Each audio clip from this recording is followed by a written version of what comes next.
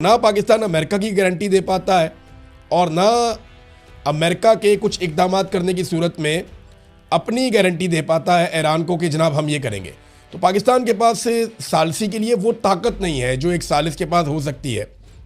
देखिए, ईरान को पाकिस्तान की इस मजबूरी का इल्म है, ऐसा नहीं है कि वो नहीं जानता। ईरान पाकिस्तान की इस सिचुएशन को समझता है, लेकिन वो बड़ी अच्छी बात यह है कि ईरान एक अच्छे हमसाये की तरह पाकिस्तान को इस मामले में ज़्यादा या बिल्कुल शर्मिंदा नहीं कर रहा। और देखिए, इसमें ईरान का फ़ायदा है। ईरान का फ़ायदा कैसे है? ईरान के पास कम से कम एक बेहतरीन चैनल है जिसके ज़रिए से वो मगरिब से या अमेरिका से कम रब्ता कर सकता है, और इस चैनल को कोई भी समझदार मुल्क कभी भी ज़ाया नहीं करेगा। लिहाजा ईरान के लिए पाकिस्तान एक मौके की तरह है। आज अगर पाकिस्तान गारंटी नहीं दे पाता, लेकिन एक बात की तो गारंटी है कि पाकिस्तान एक चैनल के तौर पे मौजूद रहेगा जो अमेरिका और ईरान के बीच में राब्ते करवा सकता है।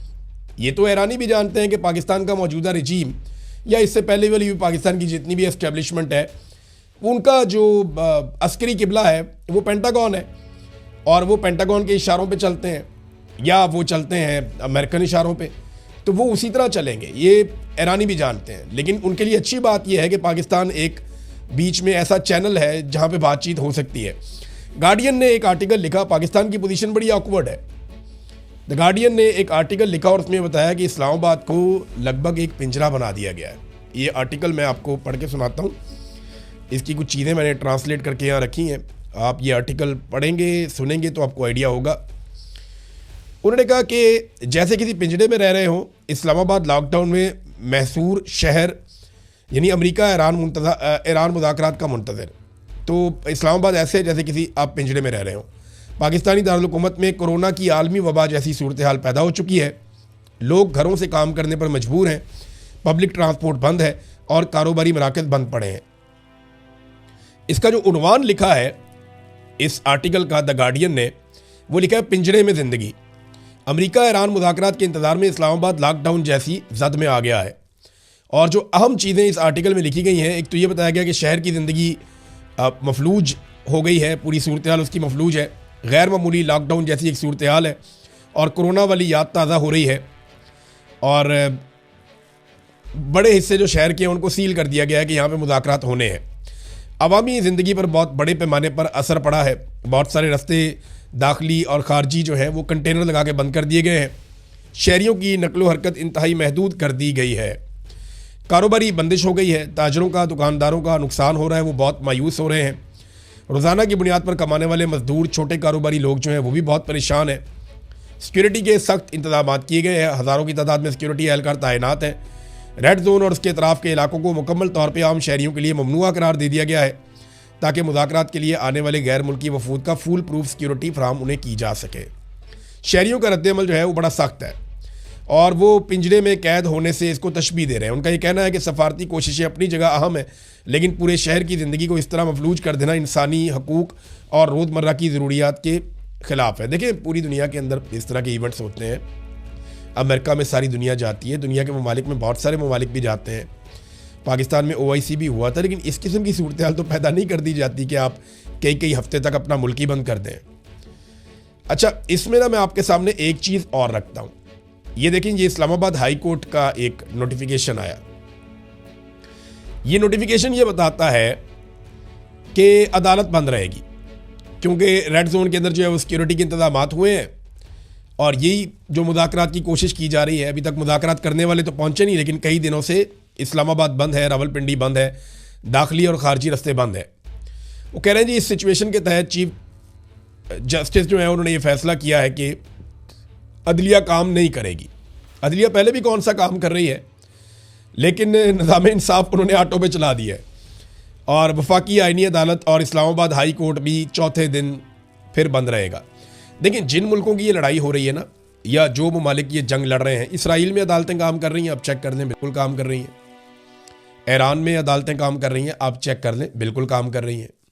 सऊदी अरब में, UAE में यहाँ पे बहुत हमले हुए, बहुत बड़े पैमाने पे यहाँ पे मिसाइल और ड्रोन गए, यहाँ पे अदालतें काम कर रही हैं। तो बहरीन में भी कर रही हैं, कतर में भी कर रही हैं, यहाँ पे भी कर रही हैं। अमेरिका जो इस लड़ाई में सबसे ज़्यादा हथियार चला चुका है, क्या वहाँ पे अदालतें काम कर रही हैं? तो बिल्कुल अमेरिका में भी अदालतें काम कर रही हैं। और अगर किसी मुल्क में अदालतें काम नहीं कर रही तो वो पाकिस्तान है। आप अंदाज़ा कीजिए कि जो ममालिक लड़ाई में बराह रास्त उतरे हुए हैं, जिन ममालिक में धमाके हो रहे हैं, जो ममालिक मिसाइल चला रहे हैं, जो ममालिक तबाही का शिकार हो चुके हैं, उन ममालिक में अदालतें काम कर रही हैं।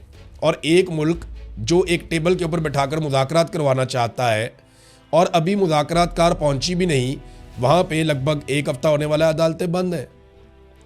यानी ये किस तरह का इंसाफ है, ये किस तरह का कानून है इस मुल्क में। मुझे अच्छी तरह याद आ गया, एक बरतानवी वज़ीर आज़म चर्चिल का एक स्टेटमेंट था, जब बहुत बुरे हालात थे ना जंग अज़ीम में, तो उसने पूछा अपने लोगों से कि क्या हमारी अदालतें इंसाफ दे रही हैं। कितना ज़बरदस्त सवाल किया था कि अगर हमारी अदालतें इंसाफ देती रहे हमारे शहरियों को, तो हम लड़ाई नहीं हार सकते। तो पाकिस्तान के अंदर तो हालात ये हैं कि अदालतों में इंसाफ नापैद हो चुका है। पाकिस्तान की मिलिट्री एस्टेब्लिशमेंट ने सारी अदालतों को जकड़ के काबू कर लिया है। अब अदालत नाम की चीज़ तो पाकिस्तान में रही कोई नहीं है।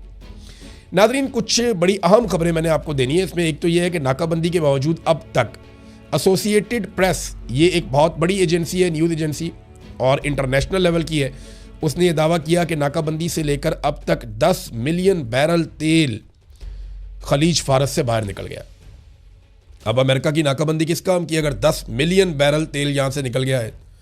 बहरहाल अब ये दावा कर रहा है, एसोसिएटेड प्रेस कर रहा है। इससे पहले अमेरिकन अखबारात ने मजीद दावा भी किया था कि 34 बड़े ऑयल टैंकर्स इस रीजन से बाहर निकल गए हैं और अमेरिका उनको नहीं रोक पाया। अमेरिका ने लबनान में अपने सफारती अमले को फौरी तौर पर निकल जाने के अहकाम जारी किए हैं। इसका मतलब क्या है? देखें, लबनान पे इसराइल अटैक कर रहा था, वहाँ पे एक आर्जी जंगबंदी की गई है और ये ईरान का एक बड़ा मुतालबा था। सीज़ फायर की खिलाफ वर्जी बार बार हो रही है, दोनों तरफ से हो रही है। और अब ये दावा किया जा रहा है कि, बल्कि ये अहकाम सामने आ गए हैं कि अमेरिका ने लबनान में अपने सफारती अमले को निकल जाने के अहकाम जारी कर दिए हैं। तो इसका मतलब है कि जंगबंदी फिर से ख़तरे में है और दोबारा जंगबंदी ख़त्म हो सकती है, कम से कम लबनान और इसराइल के मामले में। दूसरी जानिब ट्रंप ने इसराइल को यह बताया और इसराइल के चैनल 12 उसने ये खबर जारी की है। उन्होंने ये दावा किया कि डोनाल्ड ट्रंप ने ईरान के लिए एतवार तक की एक नई डेडलाइन मुकर्रर कर दी है। वैसे भी बीबीसी पे बाकी जगहों पे ये चल रहा है कि डोनाल्ड ट्रंप ने 2-3 दिन की बात की है कि इतने दिनों में ईरानी क़यादत आपस में मुतहदा तजावीज़ बनाकर पेश कर दे और जो आपस के अंदर उनके मामला है वो हल कर दे। हालांकि ईरान में ऐसा दिखाई नहीं देता कि आपस में उनका कोई फड्डा है, लेकिन ये दावा डोनाल्ड ट्रंप की जानिब से हमने पहली मरतबा सुना और अब ये कहा जा रहा है कि डोनाल्ड ट्रंप ने उसके लिए भी एतवार तक की डेडलाइन रखी है। जबकि अमरीकी हथियार बहुत तेज़ी से खित्ते में पहुँच रहे हैं, ये भी आप याद रखिएगा।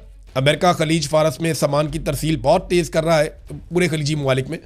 यानी ऐसा देखने में आ रहा है कि कुछ जो कैरियर्स हैं, जहाज़ जो फ़ौज के लिए साजो सामान लेकर जाते हैं, बहुत बड़ी तादाद में इसराइल पहुँचे हैं, बहुत हैवी सामान लेकर, जंगी साजो सामान लेकर।